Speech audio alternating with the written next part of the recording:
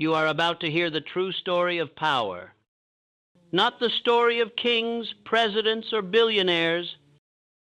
The story of the invisible battery that every single one of them has fought to control for the last 5,000 years.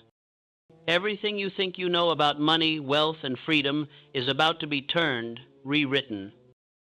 2500 BC, southern Mesopotamia.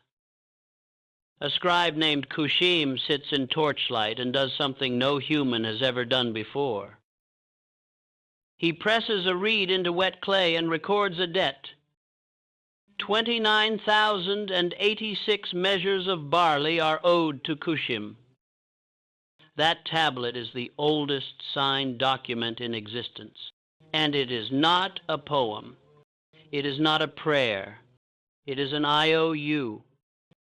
Energy owed from one man to another. The first spark of what you and I still chase today. Every empire since has been a footnote to that tablet. Shells on Yap Island, salt in the Sahara, silver shekels in Babylon, gold salidi in Constantinople. Each new form of money was nothing more than a better battery, a more durable, divisible, verifiable way to store human time and human energy across distance and across death. Rome understood this. They paid legions in pure silver denarii. Then they quietly clipped the edges, mixed in copper, and paid the same legions with less energy. By the 3rd century, the denarius was 0.02% silver. The empire followed it into the grave. Fast forward to 1694. A damp cellar in London. A Scottish gambler named William Patterson convinces frightened nobles to create the Bank of England. For the first time in history, a private institution is granted the legal right to create money out of thin air and lend it to the government at interest. Paper promises replace metal. The battery goes fractional. Power quietly slips from palaces to printing presses. 1913, Jekyll Island. A handful of men draft the Federal Reserve Act in secret. By 1971, Richard Nixon closes the gold window. The last tether between money and physical energy is cut. The battery is now 100% imaginary. A dollar is whatever a committee says it is this afternoon.